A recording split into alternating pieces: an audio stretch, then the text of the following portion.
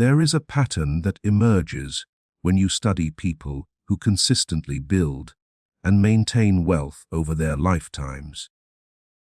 It has nothing to do with where they started, what advantages they had, or even how much they initially earned. The pattern is far more subtle and far more powerful than any of those external factors. It lives in how they think, how they perceive opportunity and risk, how they make decisions about resources, how they relate to time and delayed gratification, how they respond to setbacks and uncertainty. The people who seem to always win financially are not operating with secret information or insider advantages. They are operating with a fundamentally different psychology. You have likely noticed this yourself. Two people can start in similar circumstances, earn similar incomes, have access to similar opportunities. Yet over the course of years and decades, their financial trajectories diverge dramatically. One builds wealth steadily, almost inevitably. The other perpetually struggles, always feeling behind, always reactive to circumstances, never quite gaining traction. The difference is rarely explained by luck or external factors, though those who struggle often believe it is. The difference is in the thousands of small decisions made over time, and those decisions are shaped by underlying beliefs, habits of thought, and psychological patterns. This audiobook is an exploration of that psychology. It is an investigation into what separates those who build lasting wealth from those who do not. Not the tactics or techniques, though those matter, but the mindset that determines which tactics are chosen, how consistently they are applied, and whether they are maintained long enough to produce results. Because the uncomfortable truth is that most people already know what they should do financially. Save more than you spend. Invest for the long term. Avoid unnecessary debt. Build multiple income streams. Increase your skills and value. These principles are not secrets. They are widely known and readily available. Yet most people do not follow them consistently, and the reason they do not is psychological, not informational.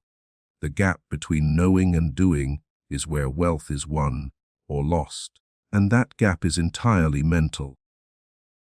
It is about whether you can delay gratification when everything in your environment is designed to encourage immediate consumption. It is about whether you can tolerate uncertainty and calculated risk when your instinct is to seek safety and certainty. It is about whether you can maintain discipline over years when results are not immediately visible. It is about whether you can detach your self-worth from your net worth while still caring enough about financial outcomes to take them seriously. It is about whether you can learn from failures without being destroyed by them and learn from successes without becoming complacent. The people who consistently succeed financially have developed a particular relationship with money, time, risk, and themselves. This relationship was not necessarily innate. Most of them built it deliberately, through experience, education, and conscious effort. They trained themselves to think differently about financial decisions. They cultivated patience in a culture of immediacy. They developed comfort with uncertainty in a world that promises false security. They built discipline in an environment of constant temptation. And most importantly, they learned to see money not as an end in itself, but as a tool that amplifies their existing patterns of thought and behavior. Right now, you have a financial psychology.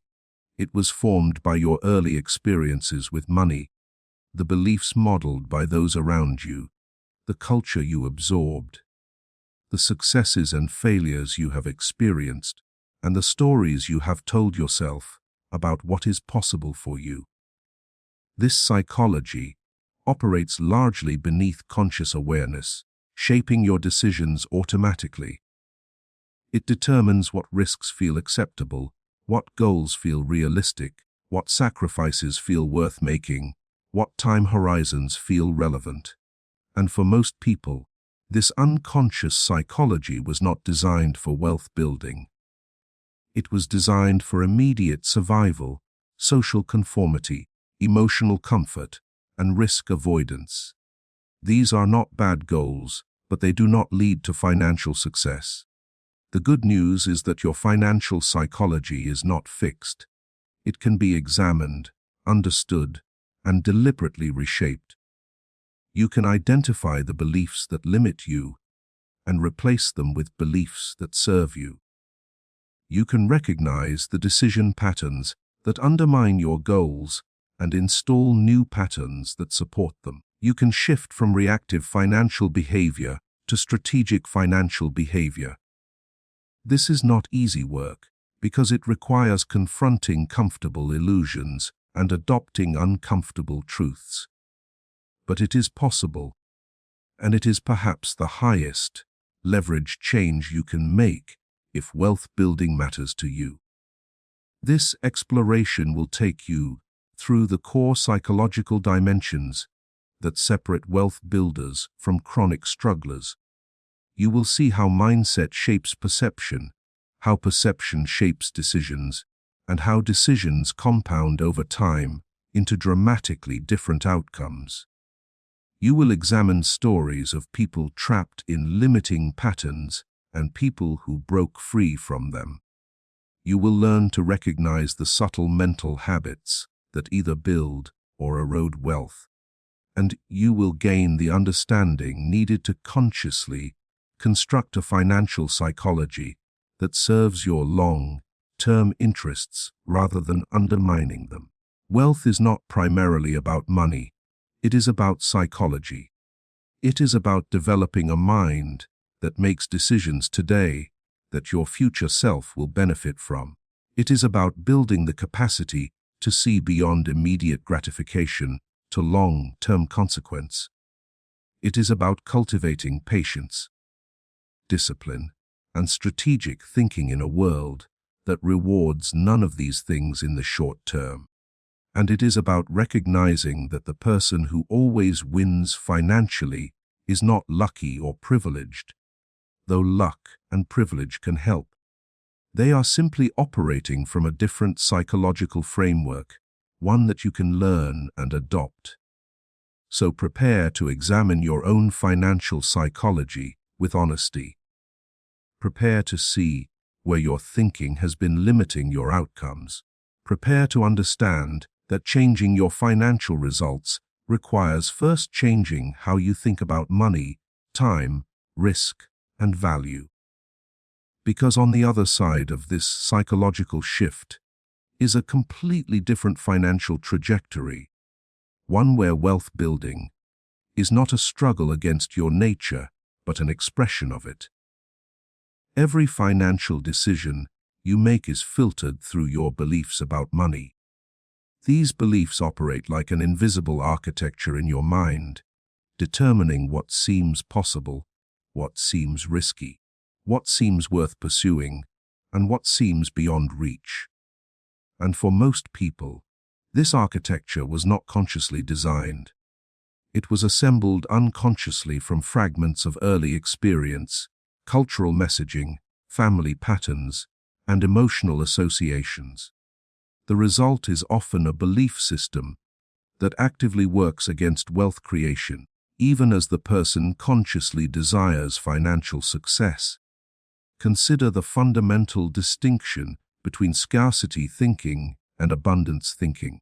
Scarcity thinking is rooted in the belief that resources are limited, that opportunity is rare, that if someone else wins you lose, that there is never enough. This mindset creates a particular relationship with money characterized by fear, hoarding, and defensive behavior. The scarcity-minded person focuses intensely on what they might lose. They avoid risks, even calculated ones, because risk feels like potential loss rather than potential gain.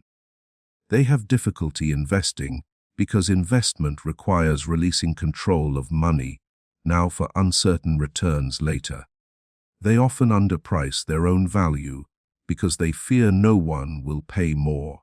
They make financial decisions from a position of fear and constriction. Abundance thinking, by contrast, is rooted in the belief that value can be created, that opportunities are available to those who seek them, that wealth is not a fixed pie, but something that can be expanded. This mindset creates a relationship with money characterized by possibility, strategic risk-taking, and generative behavior. The abundance-minded person focuses on what they can create and build. They are willing to take calculated risks because they understand that growth requires moving beyond current comfort zones.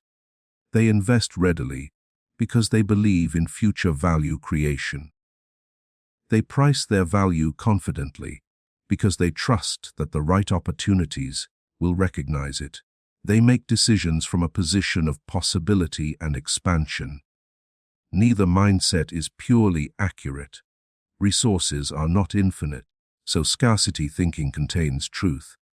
But resources are also not as limited as fear suggests, and value creation is real, so abundance thinking also contains truth.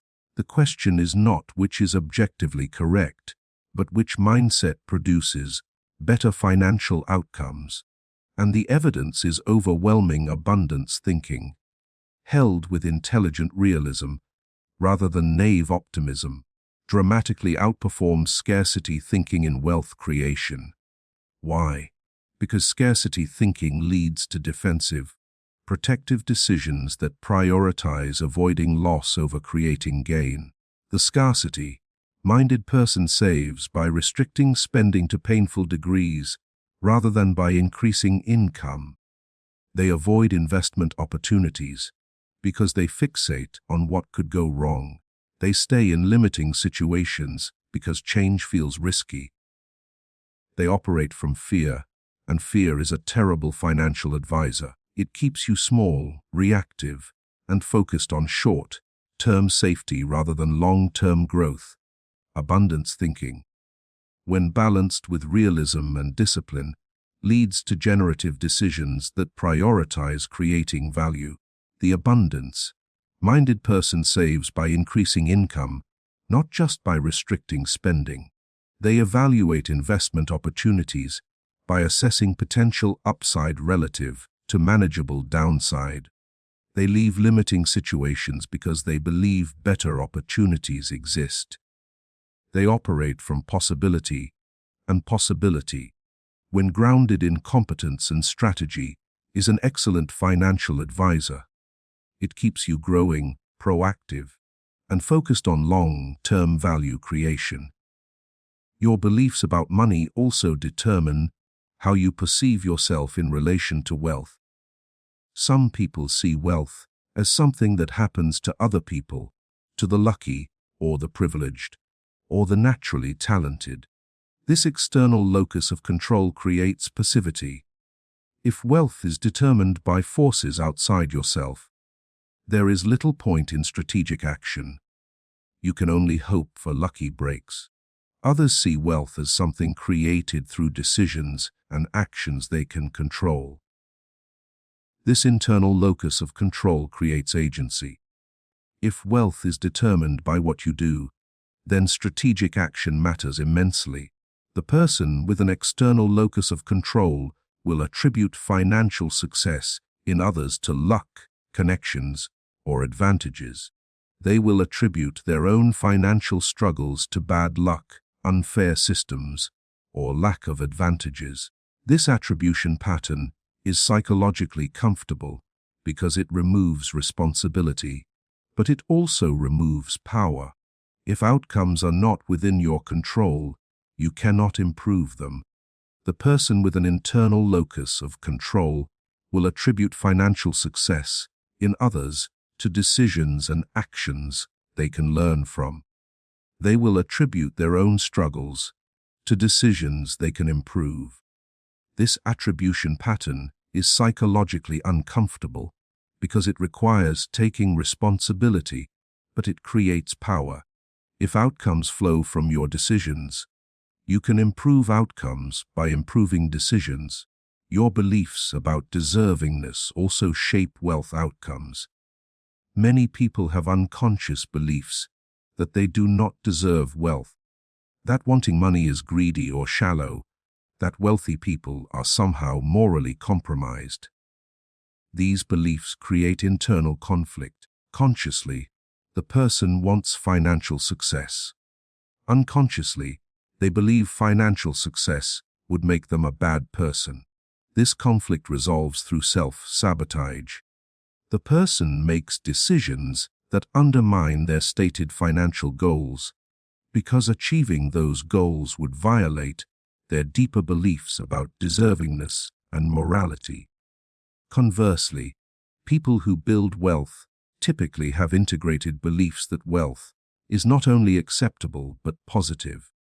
They see money as a tool that allows them to live according to their values, support causes they care about, provide for people they love, and have freedom and options. They do not see wealth and morality as opposed. They see them as compatible or even complementary. This integrated belief system removes internal conflict and allows them to pursue wealth without self-sabotage. Your beliefs about time also profoundly affect wealth building. Some people have a very short time horizon. They make decisions based almost entirely on immediate consequences. They struggle to value future outcomes enough to sacrifice present gratification. Others have a long time horizon. They make decisions based on long-term consequences, even when those consequences are years or decades away.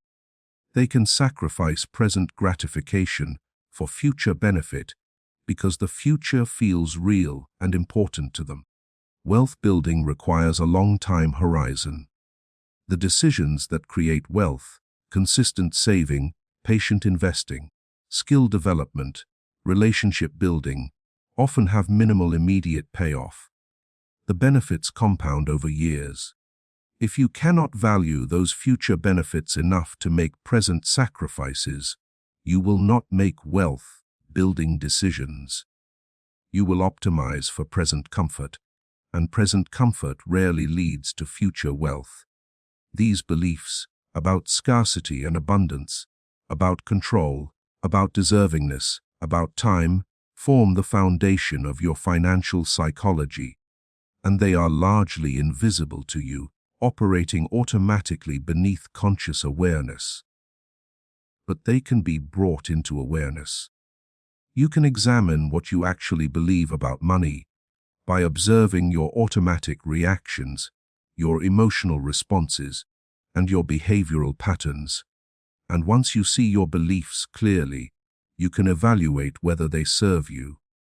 If they do not, you can consciously adopt new beliefs and reinforce them through new behaviors until they become your automatic operating system. This is not about positive thinking or affirmations disconnected from reality. It is about aligning your beliefs with what actually produces wealth. Recognizing that value can be created, that outcomes are influenced by decisions, that wealth is not morally wrong, that future consequences matter. These are not fantasies.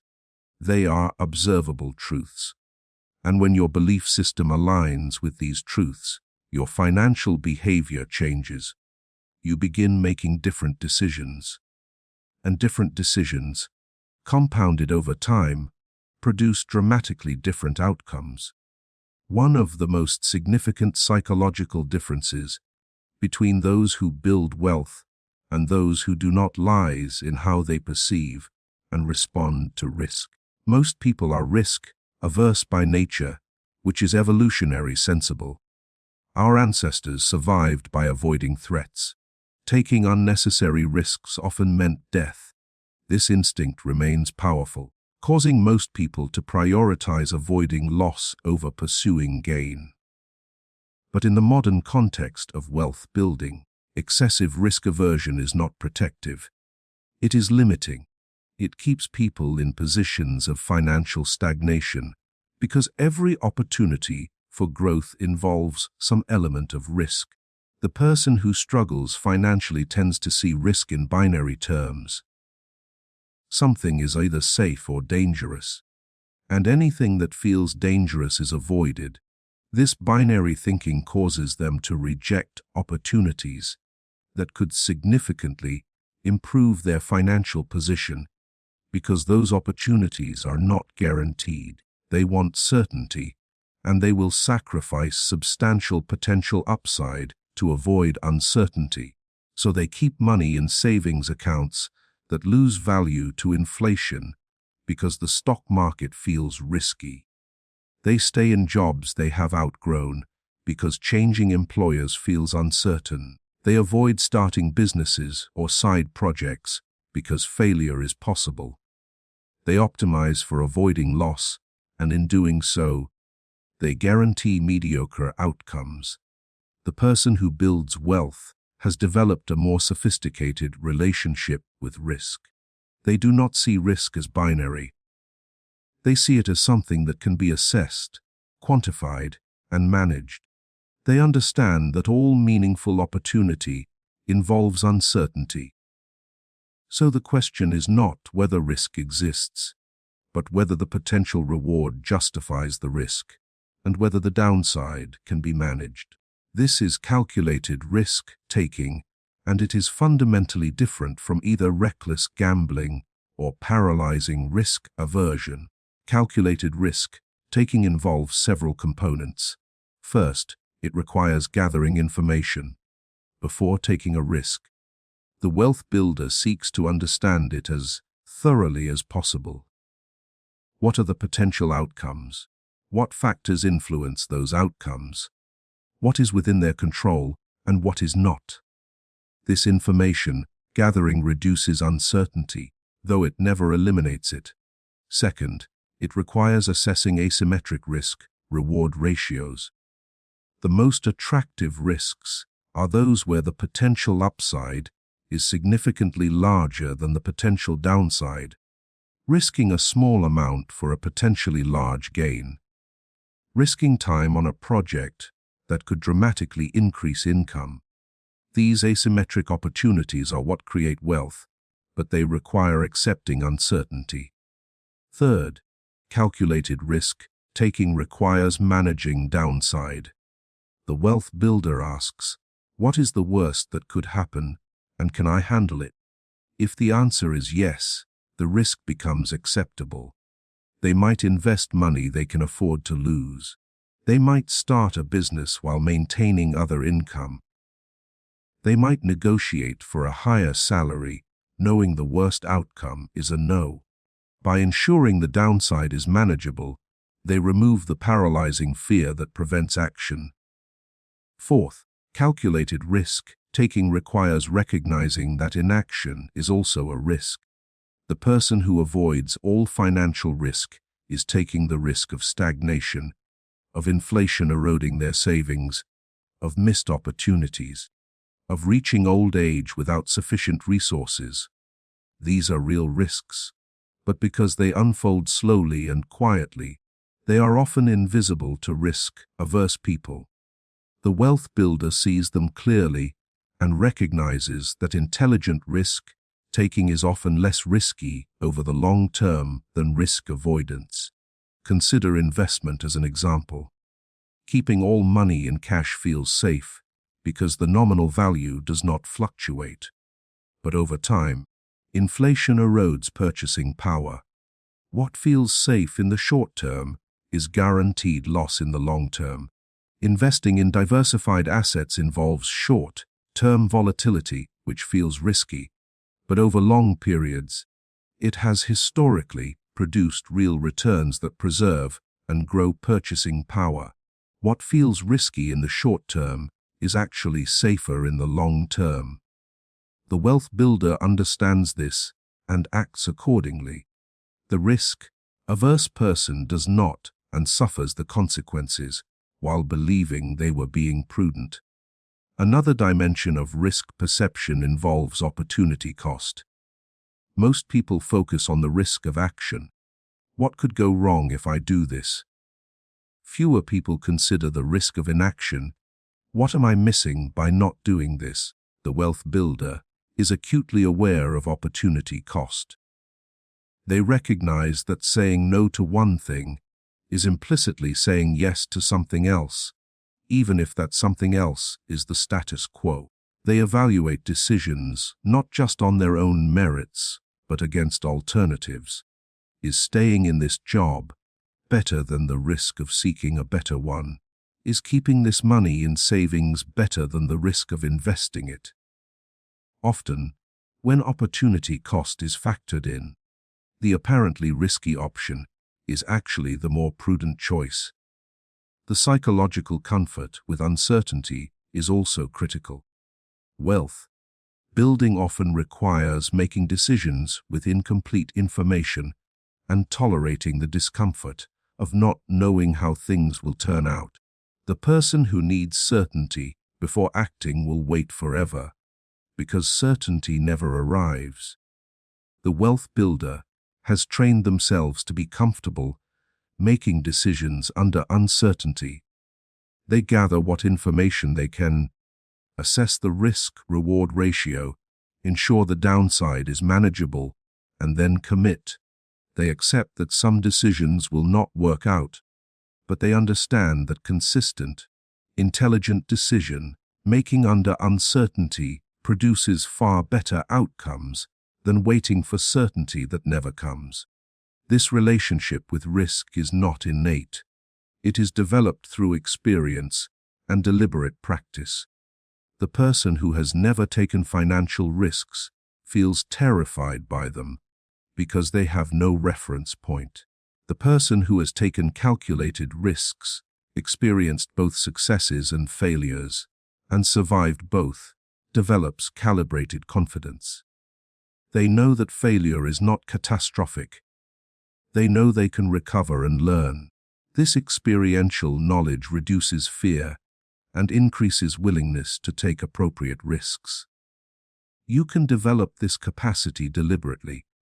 Start with small risks where the downside is minimal, but the upside is real. As you experience positive outcomes and discover that even negative outcomes are survivable, your comfort with risk increases. Over time, you can take on larger, more meaningful risks because your track record has built confidence. This is how the wealth builder's relationship with risk is formed. Through accumulated experience proving that intelligent risk-taking is not dangerous but essential. The ultimate realization is that avoiding all risk is the riskiest financial strategy. It guarantees stagnation in a changing world.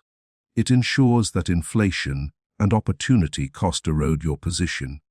It keeps you dependent on circumstances you do not control. The person who builds wealth understands this and chooses calculated risk over false safety. They do not gamble recklessly, but they do not hide in illusory security either. They assess, they calculate, they manage downside, and they act. And over time, this pattern of intelligent risk-taking compounds into substantial wealth. There was a man who lived his financial life in a state of constant reaction. He made decisions based on whatever felt most urgent or appealing in the moment, with little consideration for long-term consequences. When he received money, he thought about what he wanted to buy. When bills arrived, he scrambled to cover them. When opportunities appeared, he evaluated them based on immediate returns. He was not reckless exactly, but he was completely short-term in his orientation, and this short-term thinking kept him perpetually stuck. His income was decent. He earned enough that, with discipline, he could have built substantial wealth. But discipline was not his strength. Every increase in income was met with an increase in spending. He upgraded his apartment when he got a raise. He bought a more expensive car when he received a bonus. He increased his dining and entertainment budget as his salary grew. He was always spending right up to the edge of what he made, sometimes beyond it. He told himself he was enjoying life, that he worked hard and deserved to enjoy the fruits of his labor. And there was truth in that. But there was also the reality that he was building nothing for his future. He avoided thinking about long-term financial planning because it felt overwhelming and abstract.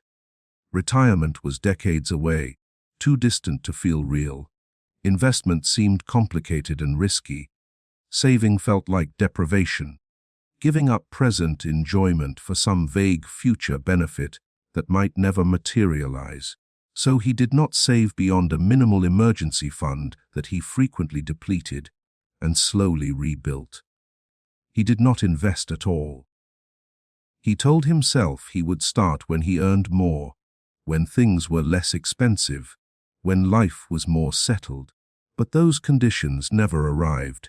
His financial decisions were driven almost entirely by emotion. He bought things when he felt stressed, using shopping as comfort.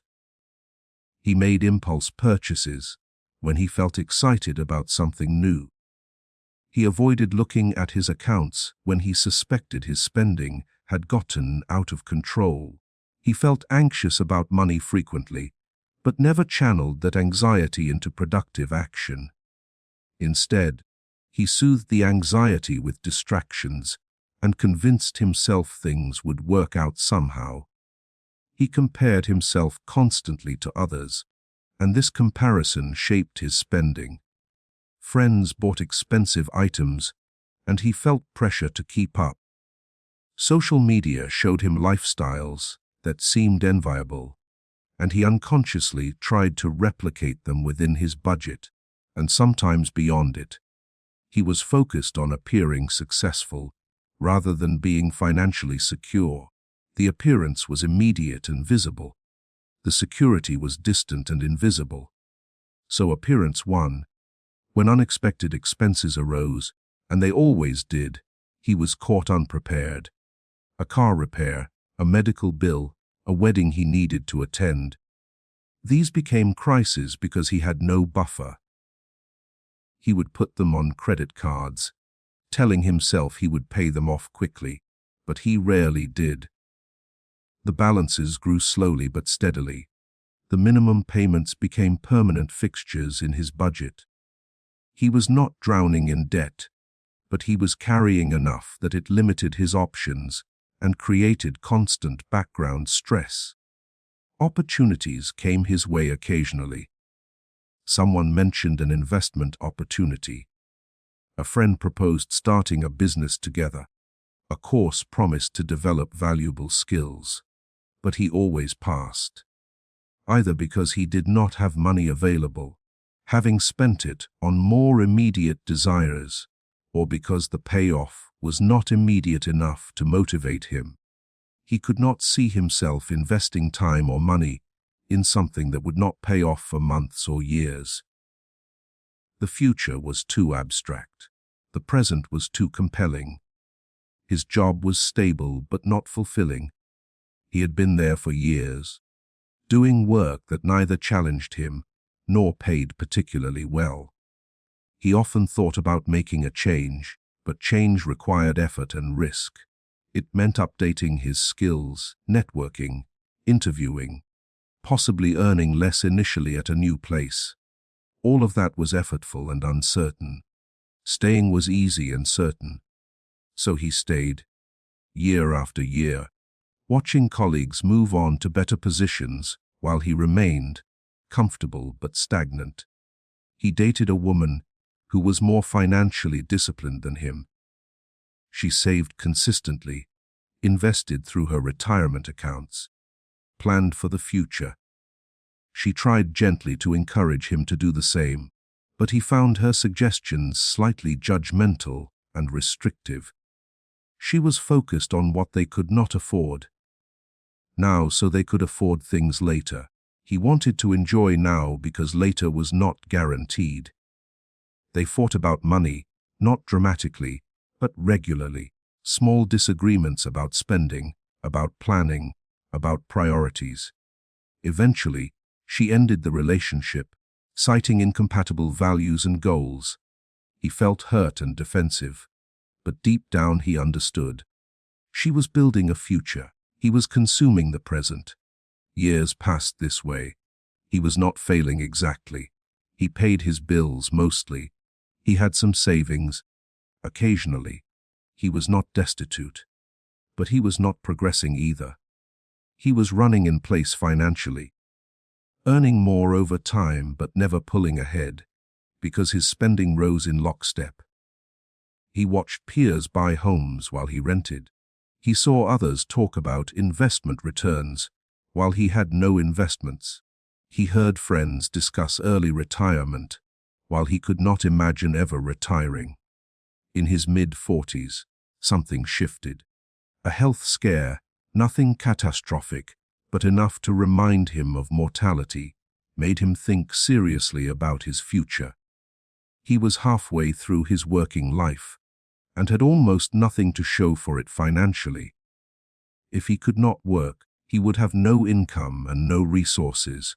If he wanted to retire someday, he had no plan and no assets. The future, which had always felt abstract and distant, suddenly felt imminent and real. And he was completely unprepared for it. He felt a wave of regret and self-recrimination. Why had he been so short-sighted? Why had he wasted so many years? Why had he not listened to the people who tried to help him? He could have been in a completely different position if he had made better choices. But he had not, and now he was facing the consequences of decades of short-term thinking. The regret was painful, but it also created something useful: motivation. For the first time, he felt genuine urgency about changing his financial behavior. Not abstract intention, but real commitment. He was tired of living reactively. He was tired of anxiety about money. He was tired of watching others succeed while he struggled. He did not know exactly how to change, but he knew he had to try. He started reading about personal finance, something he had always avoided as boring. He created a budget, tracking his spending with a level of detail he had never maintained before.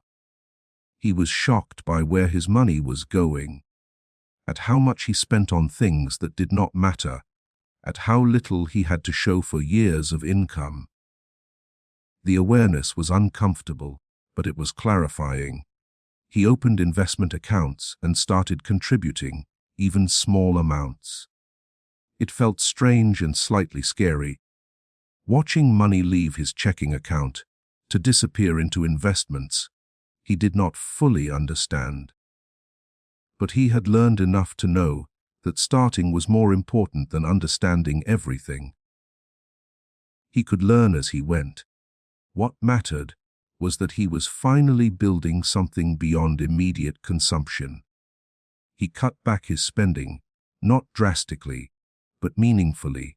He stopped buying things impulsively. He started asking whether purchases aligned with his actual values or were just reactions to emotions or social pressure. He discovered that much of his spending had been unconscious, automatic responses to feelings rather than deliberate choices. When he brought consciousness to it, he spent far less and enjoyed what he bought more. The changes were not dramatic at first. He was not suddenly wealthy. But for the first time in his life, he was moving forward financially rather than standing still. His savings grew. His investments began to compound. His debt decreased. He could feel momentum building, and it was profoundly encouraging. He had spent so long feeling stuck that even small progress felt revolutionary. He began to think differently about time. The years ahead were not infinite, but they were not nothing either. If he had 20 or 20, 5 working years left. That was enough time to build something meaningful if he used those years strategically. But only if he changed his patterns. Only if he stopped living for today alone and started making decisions his future self would benefit from. He wished he had started earlier. That regret was real and persistent. But he also recognized that starting now was better than never starting, and that the patterns he was building now, if maintained, would serve him for the rest of his life. He was finally learning what he should have known decades ago. That wealth is built through long-term thinking, through decisions that sacrifice immediate gratification for future benefit, through consistency over time. It was a hard lesson, made harder by how late he learned it. But at least he was learning it now, while there was still time to apply it. If there is a single principle that separates wealth builders from chronic strugglers, it is the capacity for delayed gratification, the ability to forego immediate pleasure or relief in service of larger future gains. This capacity is psychological, not financial. It is not about how much you earn, but about what you do with what you earn. And it is perhaps the most reliable predictor of long-term financial success. Delayed gratification requires something that modern culture actively discourages: patience. We live in an environment engineered for immediacy. Instant communication, same-day delivery, streaming entertainment on demand, fast food, quick loans. Everything is designed to give you what you want right now. This constant availability of immediate gratification trains the brain to expect instant results and to feel frustrated by waiting. But wealth building is fundamentally incompatible with this mindset. Wealth building is slow. It requires doing things today that will not pay off for months, years, or decades. Consider the basic act of saving. Saving means not spending money you could spend. It means experiencing the absence of something you could have now in exchange for resources you will have later. This is pure delayed gratification. The person who cannot delay gratification cannot save. They will spend everything available, because spending provides immediate satisfaction and saving provides nothing immediately. The satisfaction of saving is entirely in the future, when those resources are available for something important. But if the future does not feel real or important, there is no motivation to sacrifice present pleasure for it. The same principle applies to investment. Investment is delayed gratification intensified. You take money that you could spend or save, and you put it into assets that might grow, but might also decline, that you cannot easily access, that produce no immediate benefit. The payoff is years or decades away. If you need immediate feedback and reward, investment is psychologically intolerable.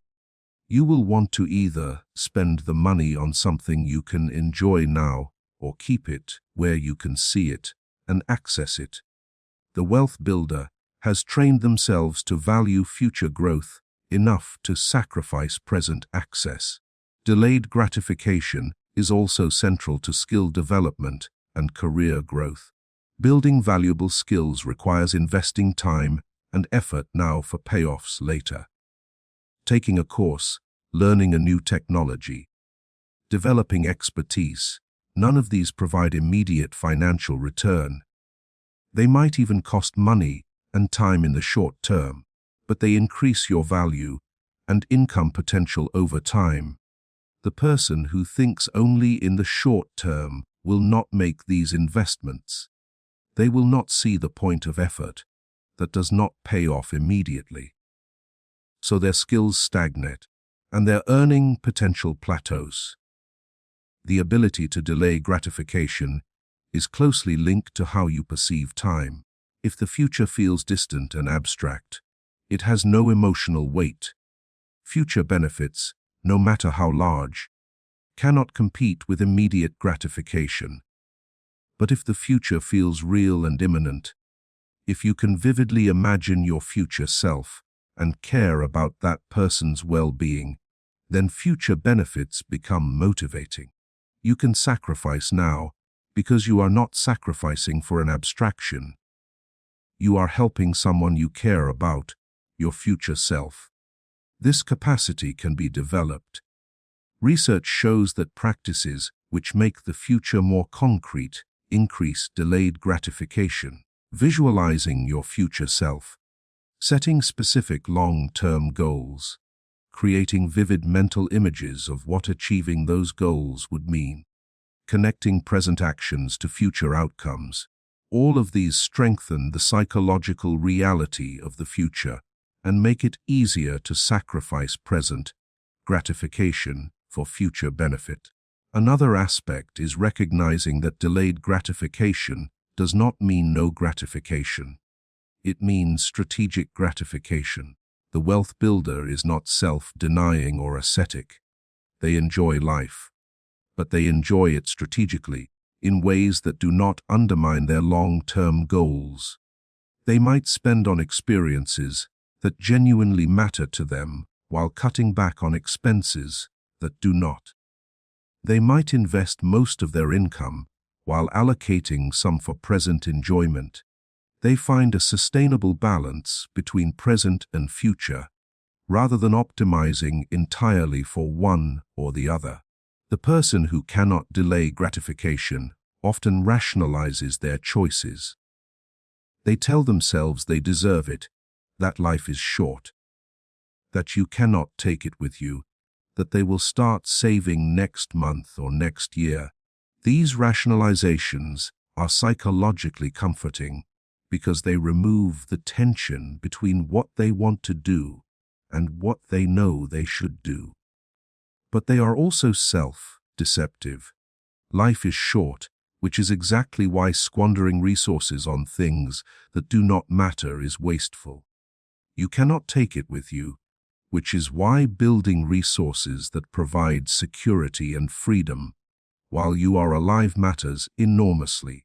Developing delayed gratification also requires experiencing the payoff. When you delay gratification and later experience the benefit of having done so, you are creating positive reinforcement. You saved money, and when an emergency arose, you had it. You invested, and years later, your accounts have grown significantly. You developed skills, and they led to career advancement. These experiences teach your brain that delayed gratification works, that future benefits are real, that sacrificing now for later is worth it. Without these experiences, delayed gratification remains theoretical and difficult to maintain. With them, it becomes experiential and increasingly automatic. Compound growth is the ultimate expression of delayed gratification rewarded. When you invest and leave the money untouched, it grows. The growth generates more growth. Over time, the compounding accelerates. But this only works if you do not interrupt it. Every time you withdraw or stop contributing, you undermine the compounding. The person who cannot delay gratification will interrupt compounding repeatedly, taking money out for immediate wants, stopping contributions when things get tight. The wealth builder understands that compounding is the most powerful wealth, building force available, and they protect it fiercely. They organize their entire financial life around enabling uninterrupted compounding over decades. The psychological difficulty is that compounding works slowly at first. You invest for years and the amounts seem small. The growth is modest. It does not feel like it is working. This is when most people quit. They do not see dramatic results, so they conclude the strategy is not working and redirect their resources to something more immediately satisfying. But the wealth builder understands the math. They know that compounding accelerates over time. They know the early years are building the base that will generate exponential growth later. So they persist through the slow period, maintaining discipline even when results are not dramatic, because they are playing a long game. This long-term orientation is perhaps the defining characteristic of the wealth-building mindset. Every decision is evaluated not just on immediate impact, but on long-term consequence. Will this choice help or hurt me 5 years from now, 10 years, 20?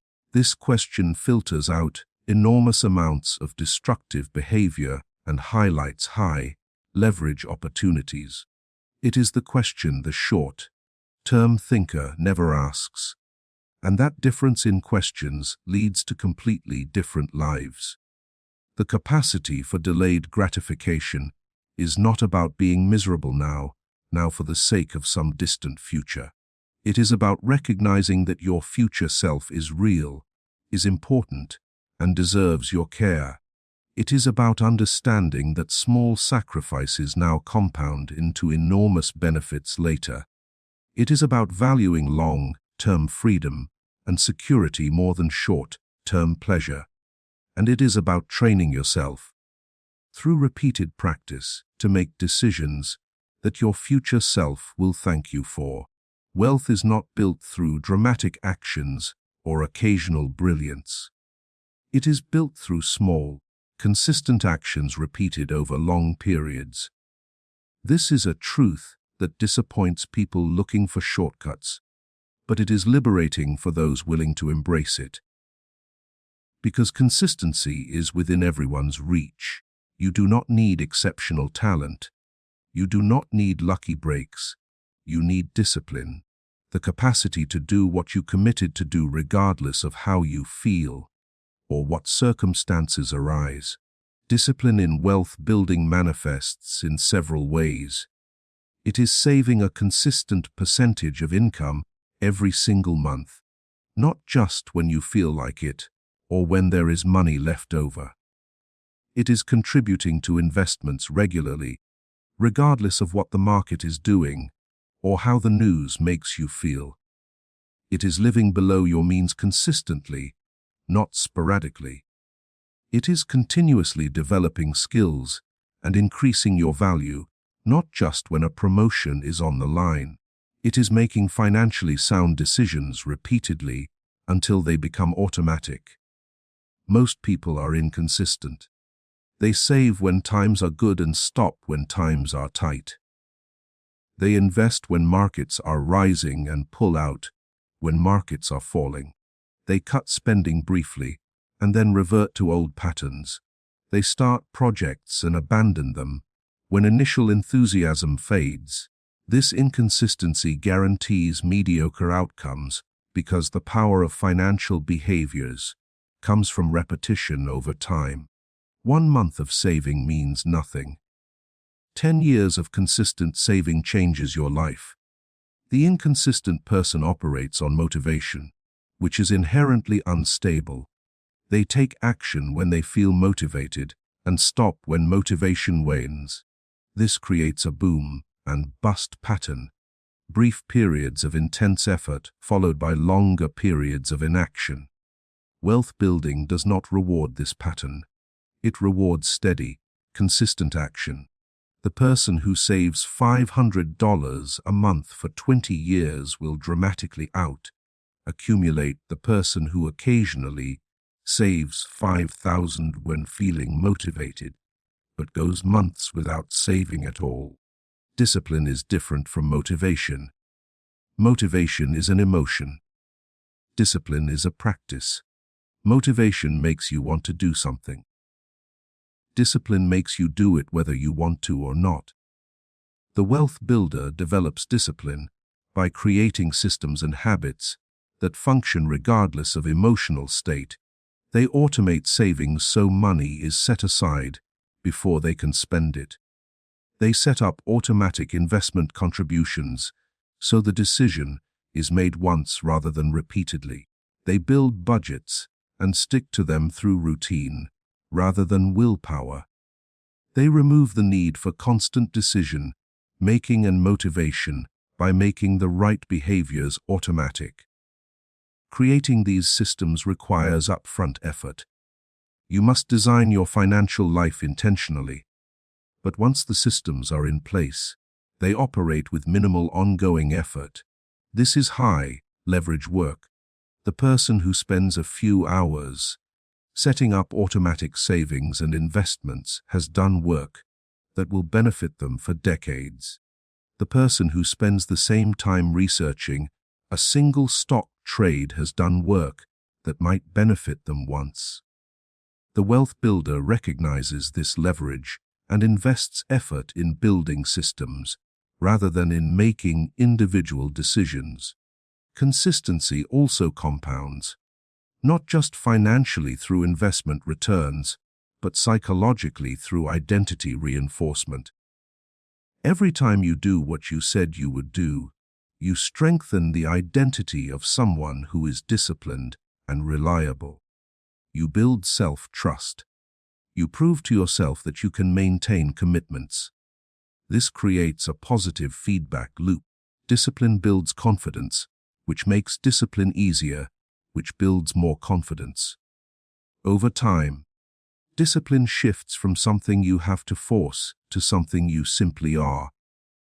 The opposite is also true. Every time you break a commitment to yourself, you weaken your identity as someone who follows through. You teach yourself that your commitments are optional, that your word to yourself does not matter. This erodes self-trust and makes future discipline harder.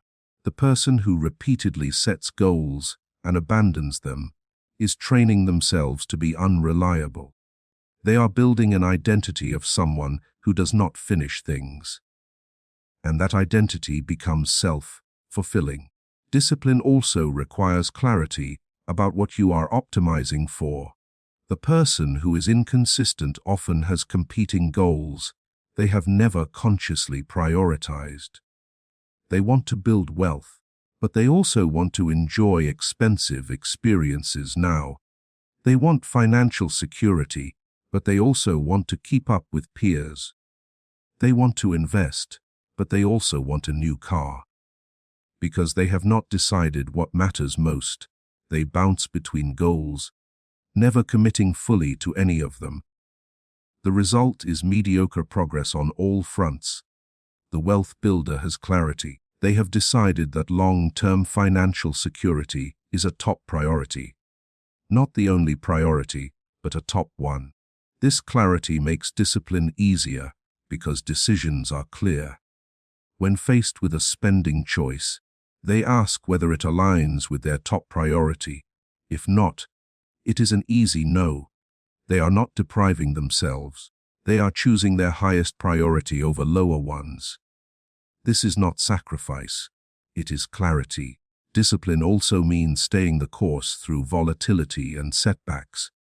Markets will decline. Income will fluctuate. Unexpected expenses will arise. These disruptions shake inconsistent people. They react emotionally, making changes that undermine long-term strategy. The disciplined person expects volatility. They planned for it. Their systems are designed to function through it. When markets decline, they keep investing, often increasing contributions because assets are on sale. When income dips, they maintain their savings rate even if the absolute amount is temporarily lower. When expenses arise, they handle them from emergency funds rather than derailing long-term plans. This steadiness through volatility is what creates wealth. Everyone can invest when markets are soaring. Few maintain discipline when markets are crashing, but the wealth builder who keeps investing through downturns buys assets at lower prices that generate superior, long-term returns. Everyone can save when money is flowing easily. Few maintain savings when money is tight. But the wealth builder who maintains discipline through tight periods avoids the destructive cycle of debt and financial stress. Discipline is also visible in the small daily choices. bringing lunch instead of buying it, choosing a less expensive option when the difference does not matter, skipping purchases that provide momentary pleasure but no lasting value. These choices individually are trivial, but made consistently over years, they represent tens or hundreds of thousands of dollars in difference. The undisciplined person dismisses these choices as too small to matter. The wealth builder understands that small choices compounded are exactly what matters. Ultimately, discipline is freedom. It feels like restriction only to the person who has not experienced its results. To the wealth builder, discipline is what creates options. It is what allows you to walk away from situations you do not like, to take risks others cannot afford, to say no to things that do not serve you, to choose how you spend your time. The undisciplined person is trapped by their patterns, always reactive, always behind, always limited by their past choices. The disciplined person is free, equipped with resources and options their past consistency created. This is why the person who always wins financially is almost always highly disciplined, not because discipline is glamorous or exciting, but because discipline, applied consistently over time, produces results that no amount of sporadic brilliance can match. The wealth builder has learned this, and they have organized their life around it. Money is deeply emotional. For most people, financial decisions are not rational calculations. They are emotional reactions disguised as logic. Fear drives avoidance. Greed drives impulsive risk-taking. Shame drives hiding from financial reality. Envy drives spending to keep up appearances. Anxiety drives hoarding or panic selling. These emotions, operating beneath conscious awareness, determine financial outcomes far more than financial knowledge does. The person who struggles financially is often controlled by these emotions without recognizing it. They make decisions that feel right in the moment, but are destructive long-term.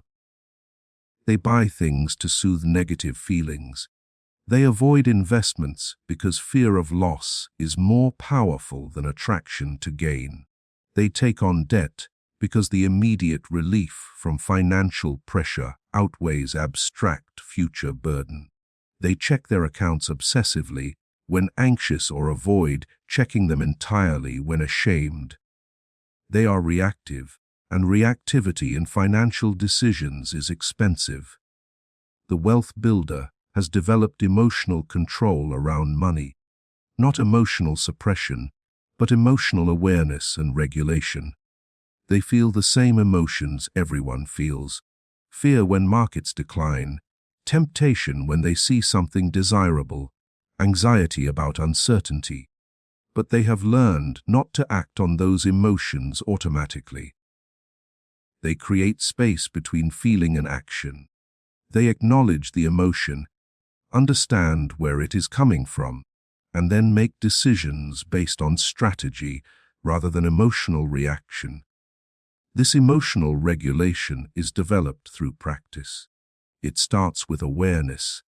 The wealth builder notices when emotions are influencing their thinking. They feel the urge to sell investments during a market decline and recognize it as fear.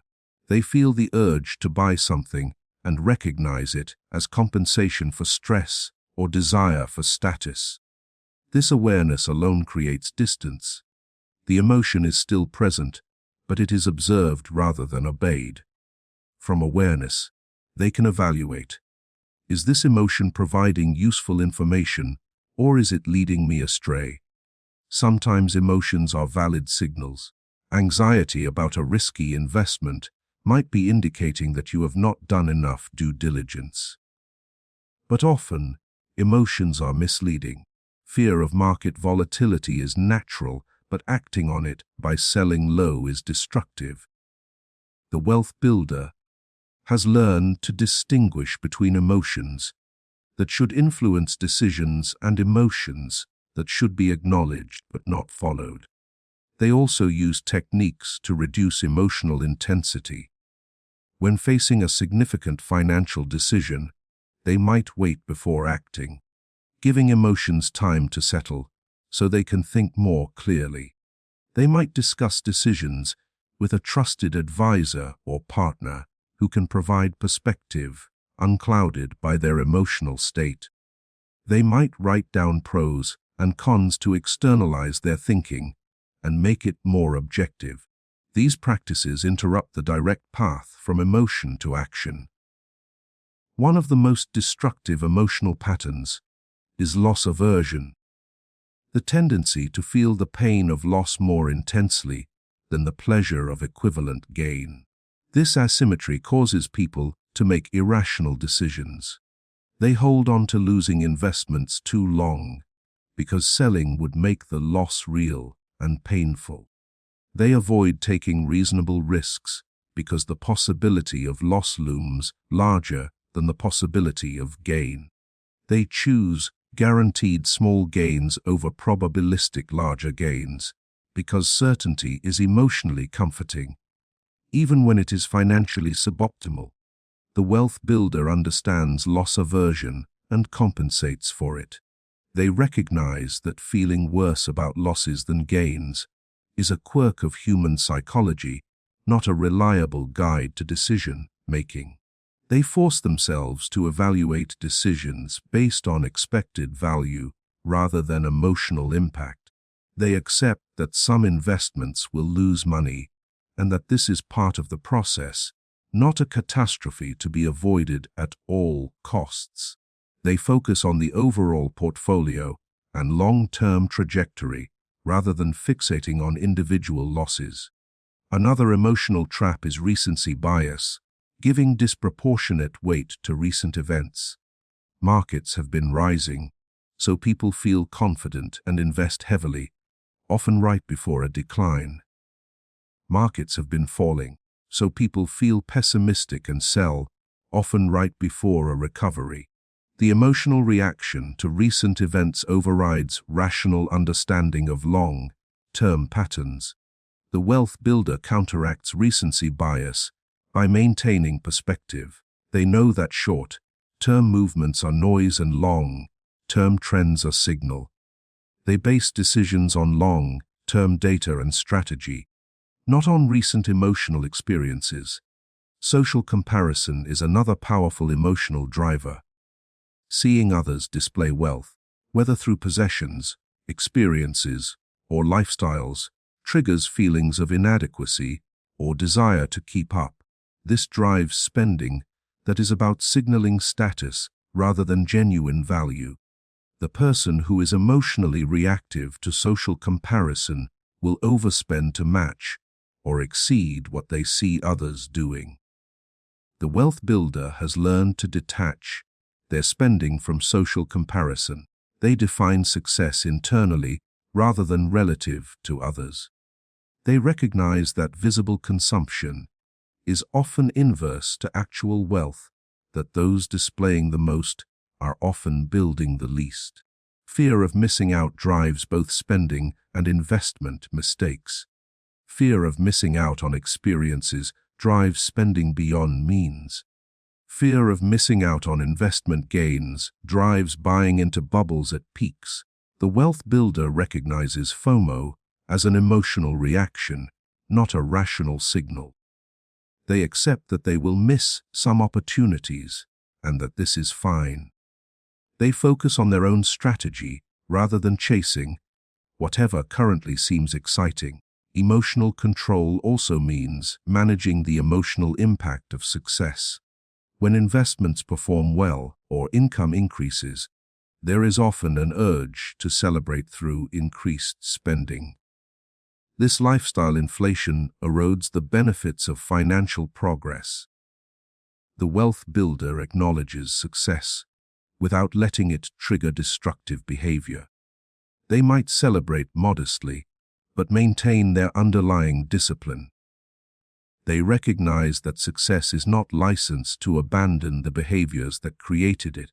Developing emotional control around money often requires addressing deeper psychological issues. If spending is compulsive, driven by unmet emotional needs, surface-level budgeting will not solve the problem. The underlying needs must be addressed.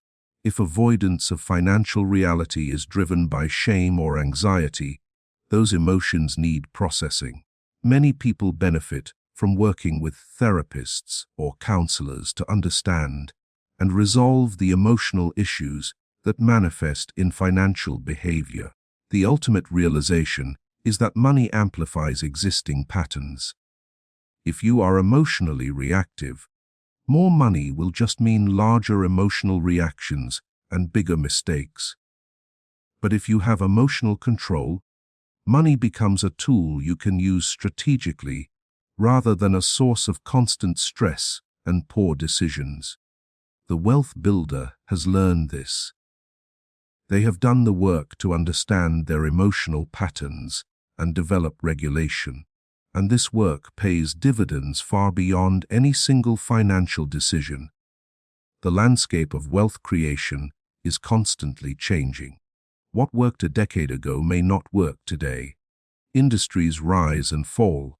Technologies disrupt established models. Economic conditions shift. Tax laws change.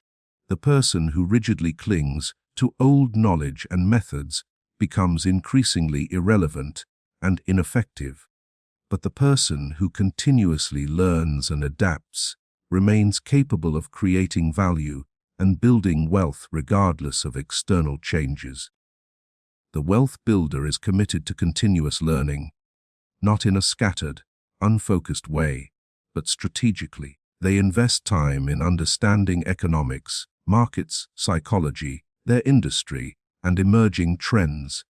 They read widely. They seek mentors and advisors. They take courses and develop skills. They view learning not as something that ended with formal education, but as a lifelong practice that directly impacts their financial outcomes. This learning orientation creates several advantages. First, it allows them to recognize opportunities others miss. When they understand emerging trends, they can position themselves to benefit from them early. When they deeply understand their field, they can see gaps and inefficiencies that represent opportunity. The person who is not learning is operating on old information, seeing the world as it was rather than as it is or is becoming. They miss opportunities that are obvious to those with current knowledge. Second, continuous learning increases their value. Skills and knowledge are economic assets. The more you know and can do, the more value you can create, and the more compensation you can command. The person who stops learning finds their skills becoming obsolete. Their value stagnates or declines. The person who continuously develops finds their value increasing. This translates directly to increased income potential. Third, learning creates adaptability. When circumstances change, as they inevitably do, the learner can adapt. They can acquire new skills, enter new fields, adjust strategies. The non-learner is rigid, dependent on specific conditions continuing. When those conditions change, they are left behind. The economy shifts, and they cannot adjust. Their industry declines, and they have no transferable skills. Their strategy stops working, and they have no alternatives. The wealth builder also learns from experience, both their own and others. They treat failures as sources of information rather than sources of shame. When something does not work, they ask why and extract lessons. They adjust their approach based on what they learned. This turns failures into investments in knowledge. The person who does not learn from failure simply repeats the same mistakes, wasting resources and time. Learning from others' experience is even more efficient. You can gain the benefit of their lessons without paying the cost of their mistakes. The wealth builder actively seeks out case studies, biographies, analyses of what worked and what did not in various contexts. They find mentors who have achieved what they want to achieve and learn from their paths. They join communities of people engaged in similar pursuits and share knowledge. This leverages collective intelligence rather than relying solely on personal experience. Critical thinking is essential to effective learning. Not everything presented as knowledge is accurate or useful. The wealth builder evaluates sources, questions assumptions, tests ideas against reality. They do not blindly accept advice or follow trends. They think independently, using information as input to their own analysis rather than as instructions to follow. This protects them from bad advice and allows them to synthesize information into insights uniquely suited to their situation. Learning also includes understanding yourself. The wealth builder develops self-awareness about their strengths, weaknesses, preferences, and patterns. They know where they excel and where they need support.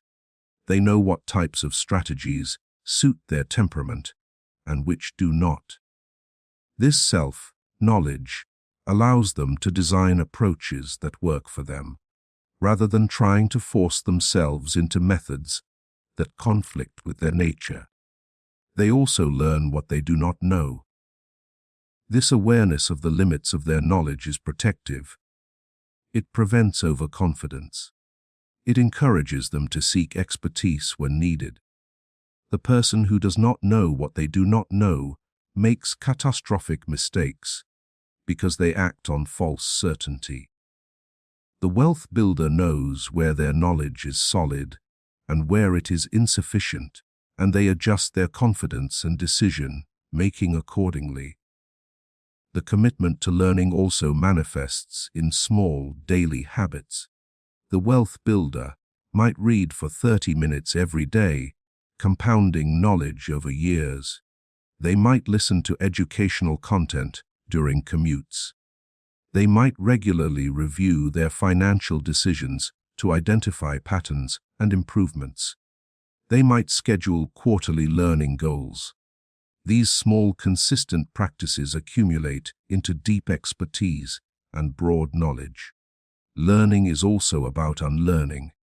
Sometimes beliefs and methods that once served you become limiting. The wealth builder is willing to question and discard old ideas when they are no longer useful. They do not cling to beliefs out of ego or habit. They update their models based on new information and experience. This intellectual flexibility allows them to evolve as conditions change. Another dimension is learning from multiple disciplines. Wealth building intersects with psychology, economics, history, statistics, negotiation, communication, and many other fields. The wealth builder draws insights from all of these, creating a multidisciplinary understanding that provides unique advantages. They can apply psychological principles to investing decisions, historical patterns to economic forecasting, statistical thinking to risk assessment. This integrated knowledge is far more powerful than narrow expertise. Finally, the wealth builder teaches. Explaining concepts to others deepens understanding. Teaching forces clarity. Helping others learn creates relationships and networks that provide value beyond the immediate teaching. The person who hoards knowledge limits their own growth. The person who shares it creates an ecosystem of mutual learning and support.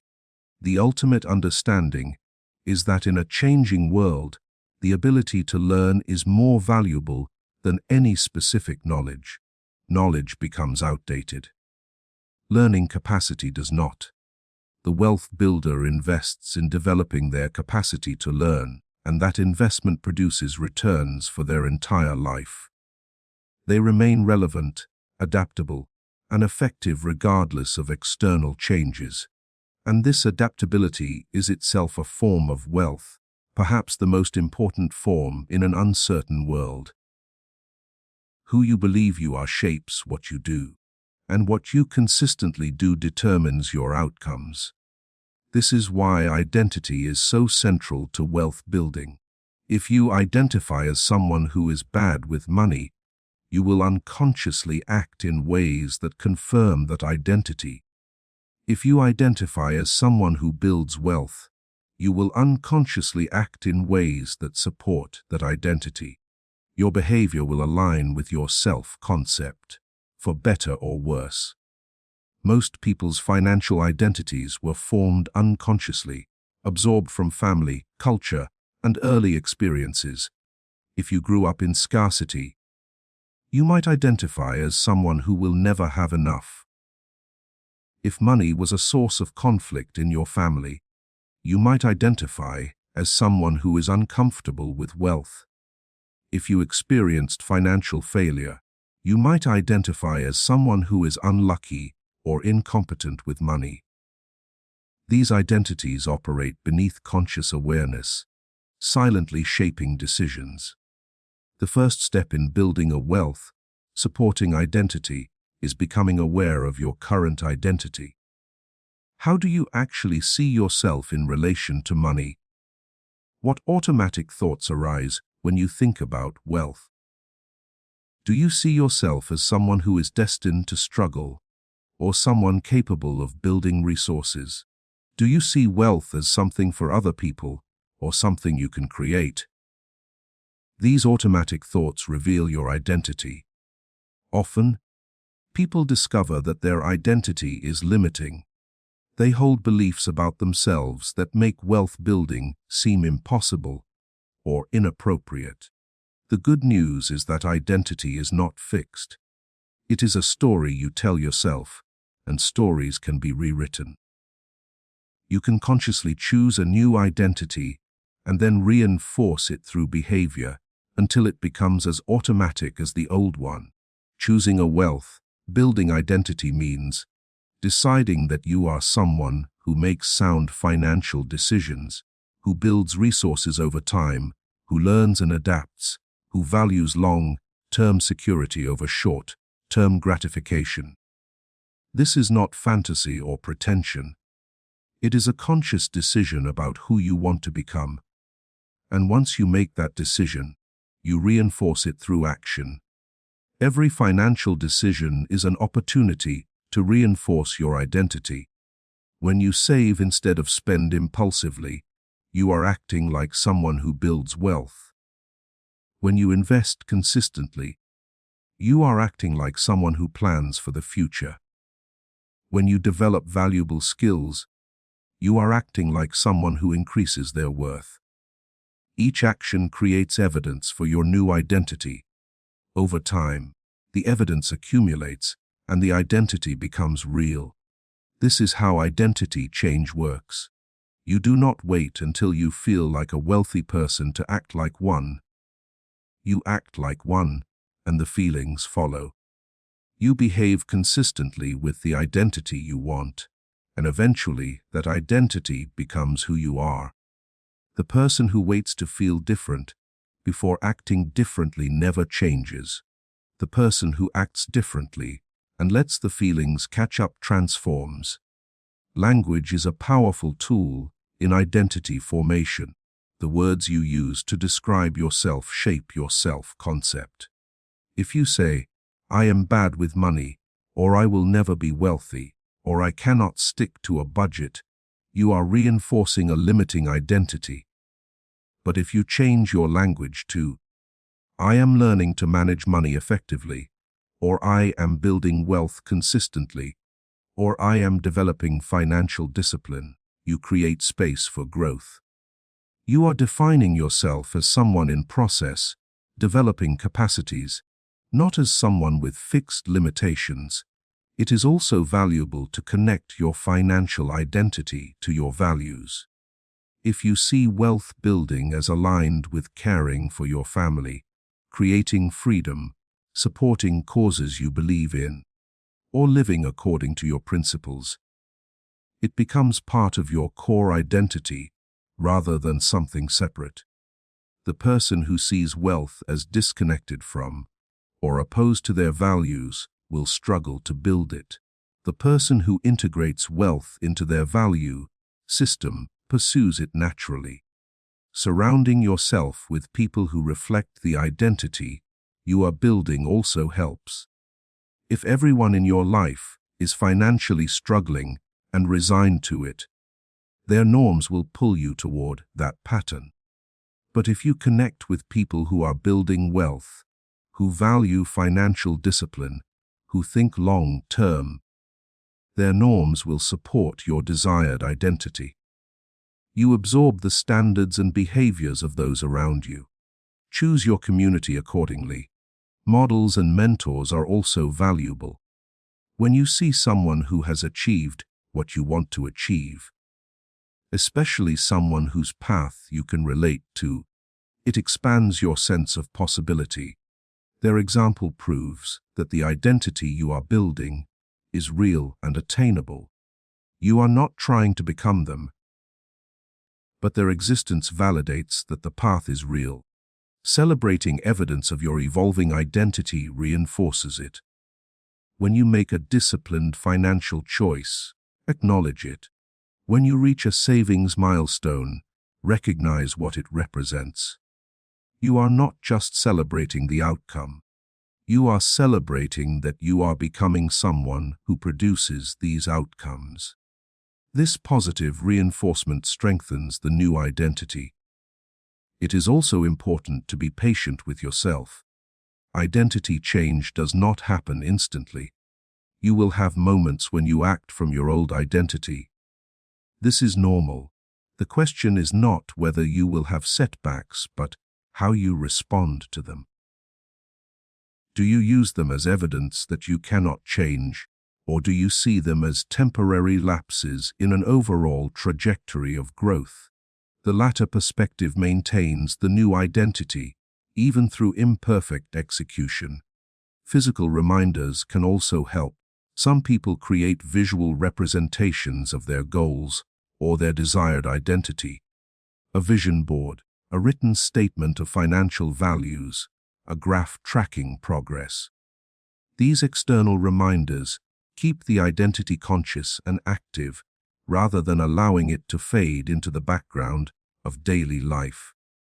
The ultimate realization is that you are not discovering who you are financially. You are deciding. You have agency. You can choose to be someone who builds wealth through disciplined decisions. And once you make that choice, once you commit to it and reinforce it through consistent action, it becomes true. Not because you were always that person, but because you became that person through deliberate practice.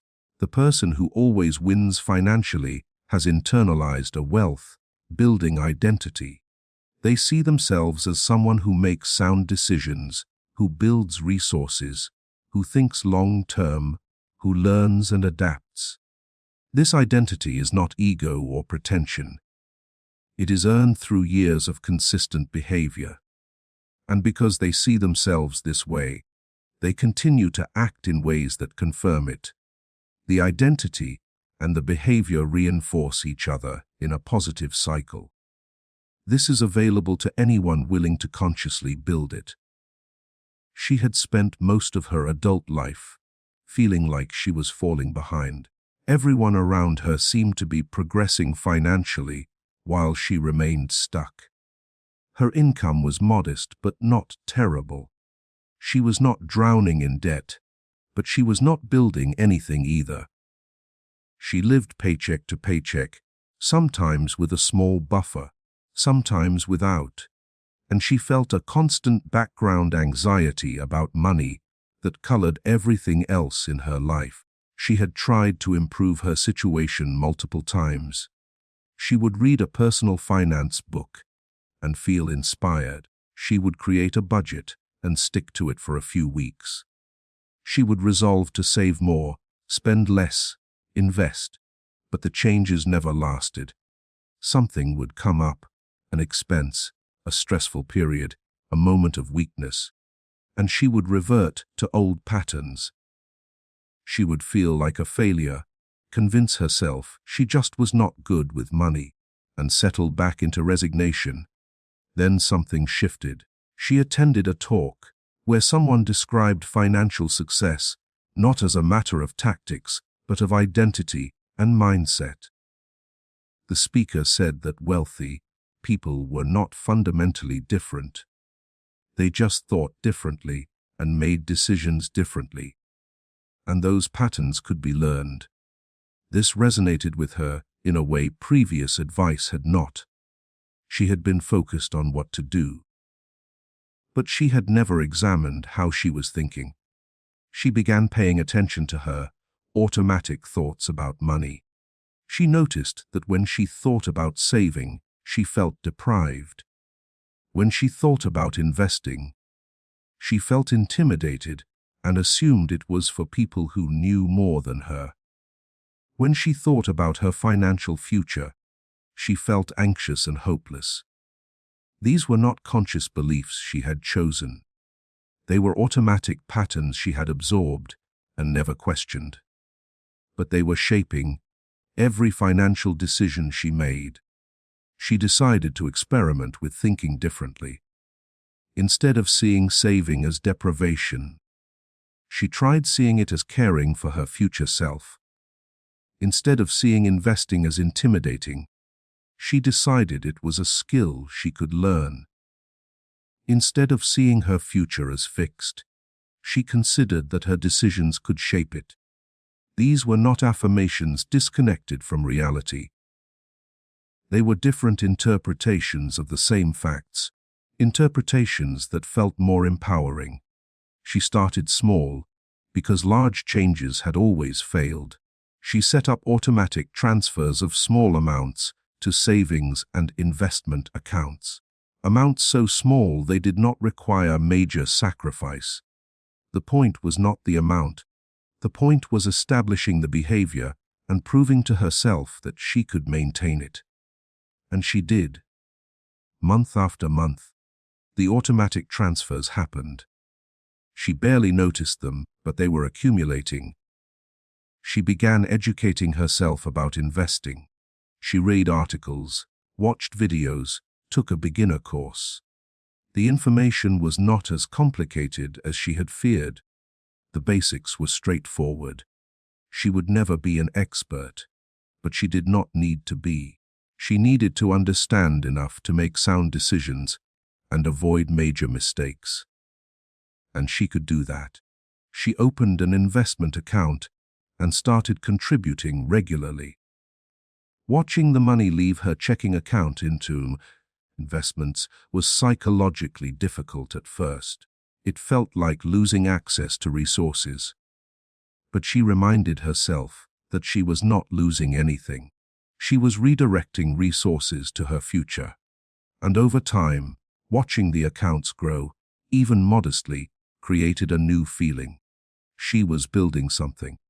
For the first time in her adult life, she was not just surviving, she was progressing. She also examined her spending, not with harsh judgment, but with curiosity. Where was her money actually going? She tracked it for a month and was surprised. She was spending significant amounts on things she did not actually care about. Subscriptions she forgot she had.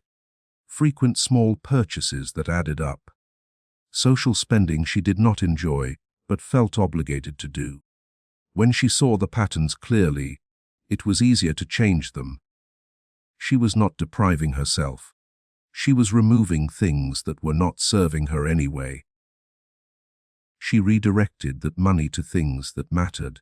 She paid off a small debt that had been a source of stress. She increased her investment contributions. She started a fund for a goal she actually cared about. Her spending decreased, but her satisfaction increased, because her money was now aligned with her values instead of scattered across unconscious habits. Her relationship with financial setbacks also changed. An unexpected expense arose, something that would have previously sent her into panic and debt. But she had built a small emergency fund, specifically for this type of situation. She used it, handled the expense, and then rebuilt the fund. The setback was inconvenient, not catastrophic. This was new. She was becoming someone who could handle difficulty without falling apart financially. She noticed other changes too.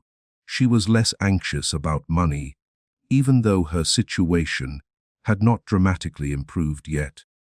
The anxiety had come from feeling out of control. Now she had systems and plans. She knew what was happening with her money. She was making deliberate choices. The sense of agency reduced anxiety even before outcomes significantly change. She started seeing herself differently. She was no longer someone who was bad with money. She was someone who was learning to manage money effectively. That shift in identity was subtle but profound. It changed how she approached decisions. She would ask herself, what would someone who is building wealth do in this situation? And that question guided her to better choices. Years passed. Her income increased through job changes and skill development. But more importantly, her relationship with money had fundamentally changed. She was no longer living paycheck to paycheck. She had savings. She had investments that were growing. She had eliminated debt. She had options and security she had never had before.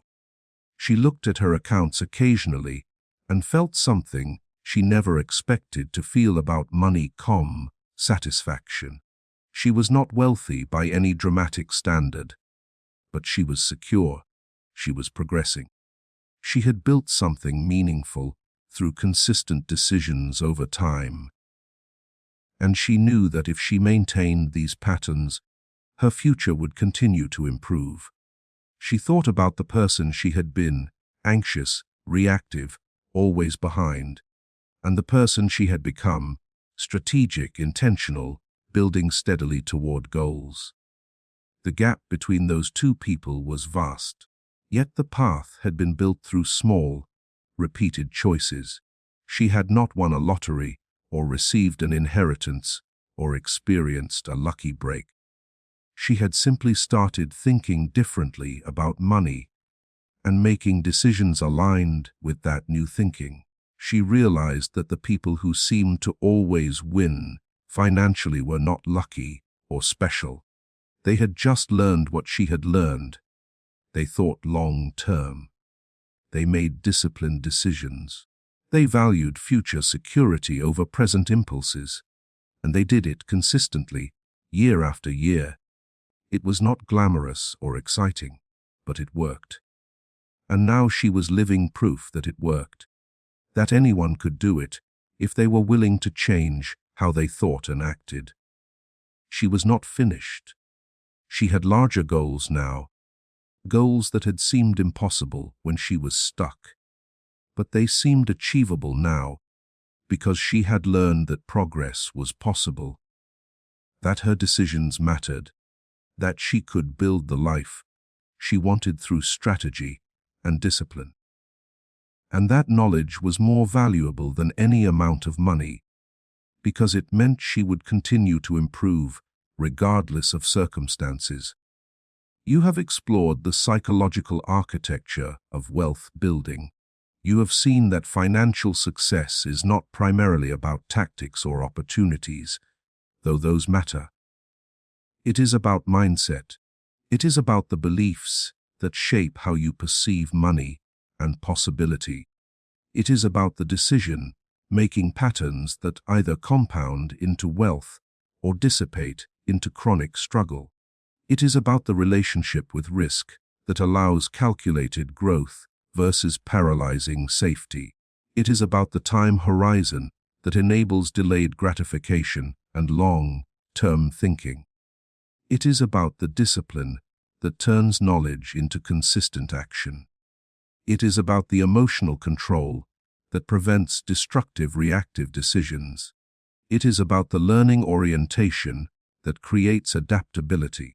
And it is about the identity that makes wealth building behavior natural rather than forced. These are not secrets. They are not hidden from anyone. But they are invisible to most people because they operate beneath conscious awareness. Most people make financial decisions automatically, from patterns they never chose and never examined. And those unconscious patterns, formed haphazardly, rarely align with wealth creation. This is why financial struggle is common and financial success is rare. Not because success requires exceptional resources or opportunities, but because it requires psychological patterns that are uncommon. The good news is that these patterns can be learned. You are not stuck with the financial psychology you currently have. You can examine it, understand where it came from, recognize where it limits you, and consciously construct a new psychology that serves your goals. This work is not easy, because it requires confronting comfortable illusions and adopting uncomfortable truths. But it is possible. Others have done it. Their examples prove it is real. The path forward requires honesty. You must be willing to see your current patterns clearly, without defensive rationalization. Where are you thinking short-term when long-term thinking would serve you better? Where are you avoiding risk when calculated risk would create opportunity? Where are you acting impulsively when discipline would compound into wealth? Where are you letting emotions drive decisions when strategy would produce better outcomes? This honest assessment is uncomfortable, but it is the foundation for change. From that honest assessment, you can begin implementing the principles you have learned, not all at once, which would be overwhelming and unsustainable, but progressively, building systems and habits that align with wealth, building psychology, automate saving, and investing so discipline does not depend on willpower. Develop practices that create emotional distance from financial decisions. Invest in learning that increases your value and understanding. Connect with communities and mentors who embody the psychology you are building. Track your progress to create evidence of change. Celebrate small wins to reinforce new identity. These practices will feel unnatural at first, because they are different from your current patterns. Your existing psychology will resist. Old habits will reassert themselves, especially under stress. You will have setbacks. This is normal. What matters is not perfection but direction. Are you, over time, thinking more long-term, making more disciplined decisions, controlling emotional reactions more effectively, building more consistently? If yes, you are changing. The results will follow. Be patient with the process. Wealth psychology, like wealth itself, is built slowly through compounding small improvements. You will not transform overnight, but you do not need to. Every small shift in thinking, every disciplined decision, every moment of delayed gratification, every instance of emotional control builds capacity and creates results. Over months and years, these accumulate into transformation. You become someone fundamentally different in how you think about and handle money. The person who always wins financially is not lucky.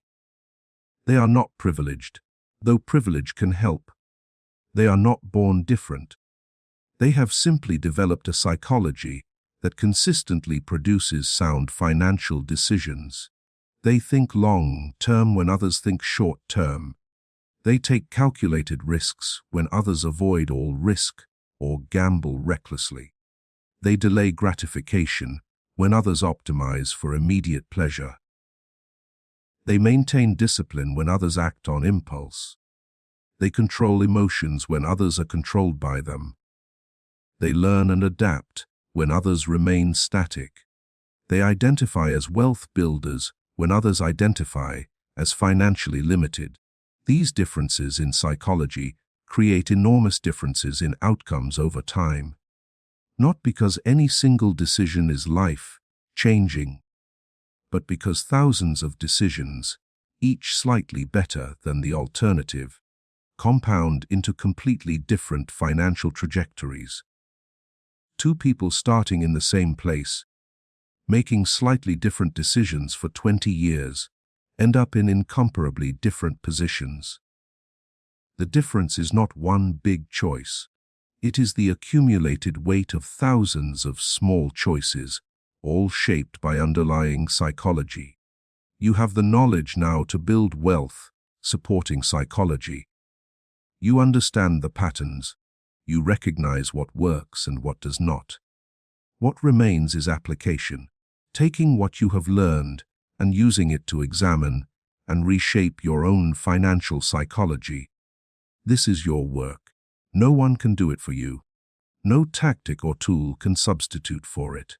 But if you do it, if you commit to developing the psychology of wealth building, your financial outcomes will change. Not instantly, but inevitably. Wealth is not random. It is not distributed by luck or fate. It is created by patterns of thinking and deciding that anyone can develop. The person who understands this and acts on it will build wealth regardless of where they start. The person who does not will struggle regardless of advantages they might have. The difference is not in circumstances. It is in psychology. You cannot control every external factor that affects your financial life. Markets will fluctuate. Economies will cycle. Opportunities will vary. But you can control your psychology. You can control how you think about money, how you make decisions, how you relate to time and risk and discipline. And that control, exercised consistently, is enough. It is more than enough. It is the foundation on which all sustainable wealth is built. So begin. Not tomorrow, not when conditions are perfect, not when you feel ready. Begin now. Examine your current financial psychology. Identify one limiting belief and challenge it. Make one disciplined decision. Delay one gratification. Take one calculated risk. Learn one new thing. Start building the identity of someone who creates wealth. And then do it again tomorrow. And the next day. And the next. These small actions, repeated, will transform your financial psychology. And that transformed psychology will transform your financial outcomes.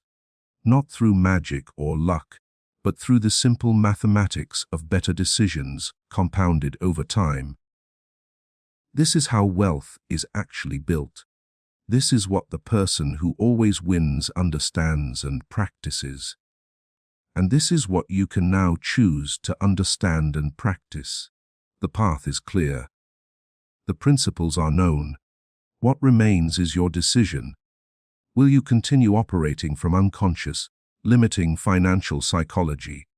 Or will you consciously build a psychology that supports wealth creation? The choice is yours, and that choice, more than any external circumstance, will determine your financial future. Choose wisely. Choose consciously. Choose to build the mind that builds wealth.